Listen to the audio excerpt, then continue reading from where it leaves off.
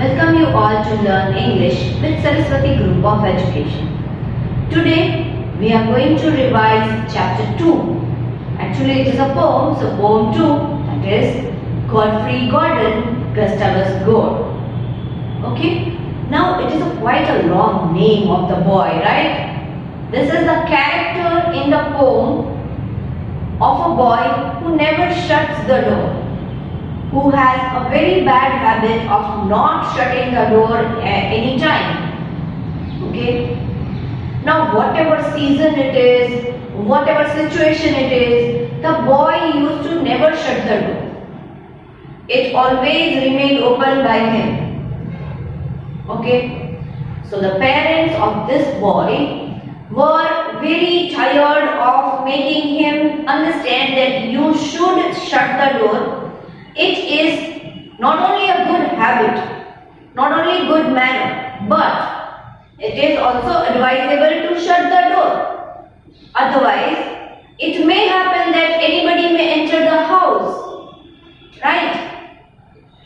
But this boy never understood all the things, and he kept on leaving the door open. But the parents requested, they tore their hair, they wrung their hands, but this boy never understood. Okay, whatever season it is, whichever type of weather it is, he always kept the door open.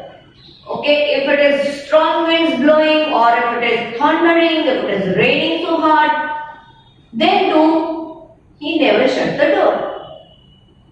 After a long time, and after a long period of time, the parents, when they were trying to make him understand that this is really a bad habit, at that time it was then the height that the parents decided to send Godfrey to a penance journey. What is a penance journey? Penance journey is a journey for whom which we send somebody for punishment. Okay. So that journey was decided, and the parents said that now if you do not shut the door, then we will send you to Singapore. Okay. His friends were also tired of him. Whenever he went to his friend's house, there also he behaved in the same manner. He kept the doors open. So the parents of his friends and his own parents, all the people around him were very displeased with this bad habit of Godfrey. Okay?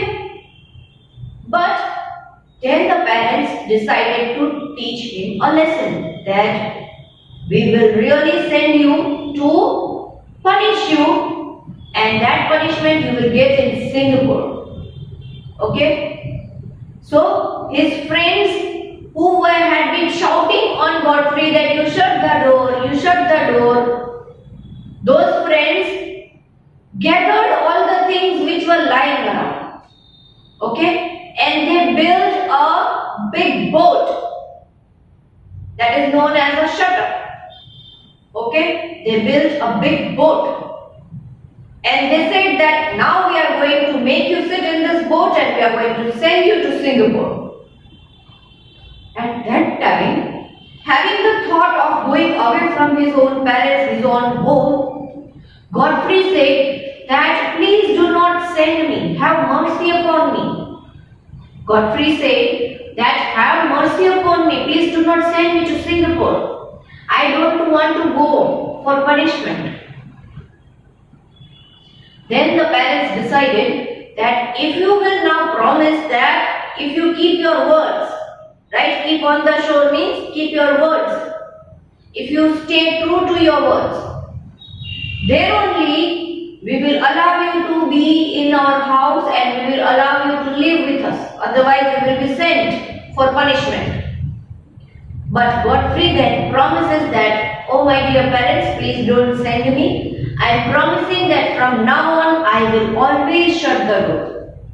Okay? So this was a hilarious poem, right? Which made us laugh.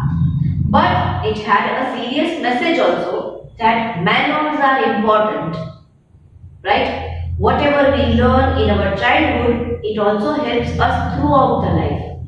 So please develop or cultivate good habits, good manners. Okay? This is the thing which we had to learn from the poem. That whatever our parents say, our elders say, we have to obey. We have to respect them. We have to obey their instructions. And not only parents, it may be grandparents, it may be teacher, it may be our elder siblings also. But whoever is elder than us, we should obey them. Okay? We should pay respect them. Okay. Now along with this poem, in the same poem itself, we had studied different grammar points also. Right? From that, the grammar point, one of the grammar point is synonyms and antonyms. Okay? What are synonyms? Synonyms are words having same meaning. They are two different words. Okay? But the meaning is same. For example, look here. Happy is a total different word. Joyful is a total different word. But the meaning, their meaning is same. Happy and joyful means same. That some people are happy. They are enjoying. Okay? Sad, disappointed or unhappy. They all are different words. All three are different words. Sad, disappointed, unhappy. But they mean same, that some people are not happy. Okay, the state of being unhappy. That is known as sadness or disappointment or unhappy. Sad, disappointed, unhappy. All they are synonyms having the same meaning. Okay, different words, same meaning. Accurate, perfect, correct. All three are different words, but they have same meaning. They mean same, that something is without any mistake. That is perfect. That is accurate. That is correct. Okay? Big and huge. Now we can say big and we can say huge. Okay? They both are different words. Big and huge are different words, but they mean same. They have the same meaning. Small and tiny. Small, tiny. They both are different words, but they have same meaning. So they are known as synonyms. Words having same meaning, but they are different. The words are different, meanings are same. Let us see what are antonyms.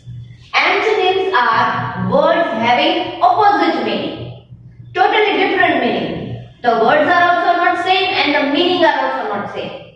Okay? For example, happy opposite sad. Some people are happy. Some people are sad. So happy opposite sad. The meanings are totally different, totally opposite. And one more thing which I wanted to tell you was that you please take care that there should be a cross mark in between antonyms. Okay? There should be a cross mark in between antonyms. Then only it will be symbolically correct that yes, they are opposites. If you do a hyphen, that is not correct. Happy hyphen sad, happy dash sad, that is not correct. You have to do a cross mark in between antonyms. So they become opposites. Okay? Happy opposite sad. Comfort opposite discomfort. True opposite false or untrue. See, here also I have found out synonyms. See? False, untrue. They are synonyms. But they both are having different meaning than true. The opposite meaning than true. Okay? True means something which is true, correct, proper. And false False means something which is not true. Okay? Untrue also means the same thing, something which is not true, something which is lie. Here we can add that word also, lie. True opposite lie, true opposite false, true opposite untrue. Right? Right opposite wrong. Right opposite wrong. Okay? But all the antonyms will be written with a cross mark in between. Do not forget to do cross mark. Up opposite down. Up opposite down. Down. So both are different. The meanings are different. Understood that? Synonyms, words that are having same meaning. Words are different but meaning is same. Antonyms means two different words, two different meanings. Nothing is same in that. Okay? Then we had learned about prepositions. How many prepositions did we learn? Do you remember that? Let us see in detail. After synonyms and antonyms, we had learned prepositions, right? Prepositions of time, prepositions of place, prepositions of movement, prepositions of agent, and prepositions of manner. Okay? Let us see prepositions of time. What does prepositions of time do? Prepositions of time shows the time of the action. Okay? And what time the action is being done. So which are the prepositions which are related with preposition of time?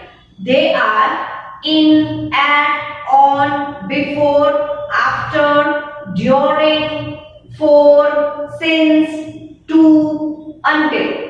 Okay, those are the prepositions which are connected with preposition of time. Now, prepositions of place.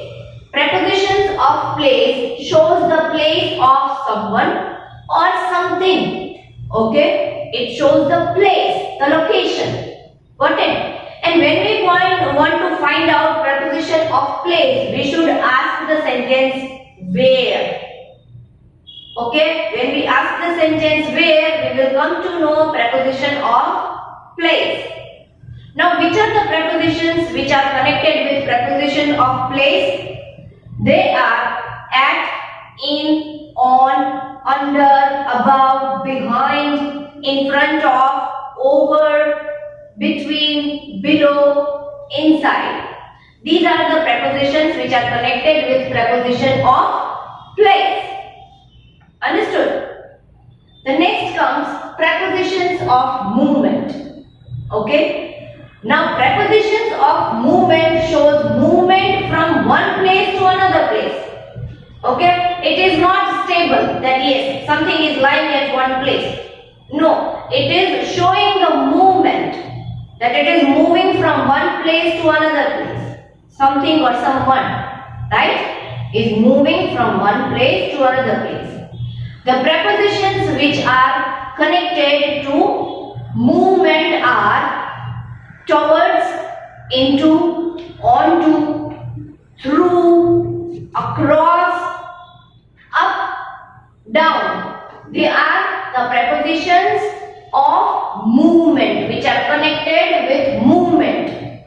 Okay? He went across the road. Raj passed through the jungle. So movement is being projected over there. Right? Then comes preposition of agent. Okay? Preposition of agent shows some action conducted by one noun is caused by another noun. So two nouns are connected over there. Okay? In preposition of agent, two nouns are connected. That one noun is doing something with the other noun, causing something to other noun. Okay, some action is being caused by one noun to another noun. That is preposition of agent. Okay.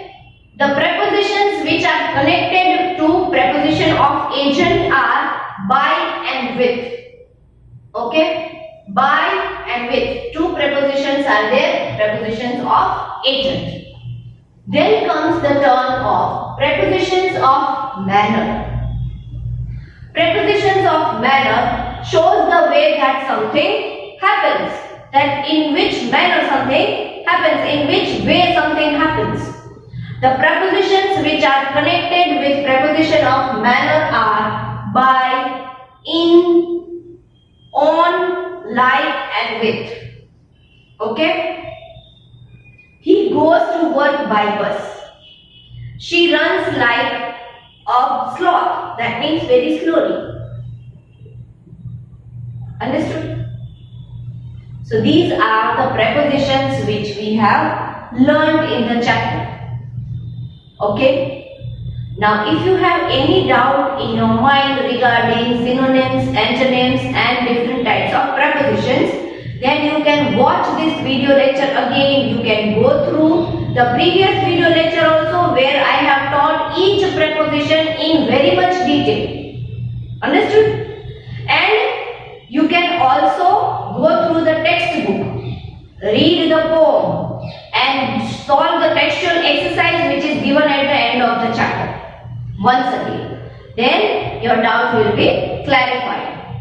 Now as you know, along with this video lecture you are going to get a worksheet. Okay? In that worksheet you will find everything which is related to poem 2, that is Godfrey Gordon Customs Goal. Understood? Now the questions related to poem also and the questions related to grammar also you will find in the worksheet. So this worksheet is very important for getting the practice of writing the things in the exam. Okay? So please revise all the things, revise the poem, revise the textual exercise, revise the grammar points and then do the worksheet, revision worksheet. Okay? There are two ways of doing the worksheet as you know. Either you can take the printout of the worksheet and write the answers in the worksheet itself. Or you can write the answers. Please mind well, I am saying only answers in your rough book. Okay? Please do not copy the questions of the worksheet in the rough book. Only answers you write if you want to write it in your rough book. Okay? Do not do both also. Take the printout also and write it in the rough book also. Do not do both. Do only one thing. Okay? Now if you have any doubt, as I said, you can watch this video lecture again to clarify your doubt. Okay? See you in the next lecture. Bye bye.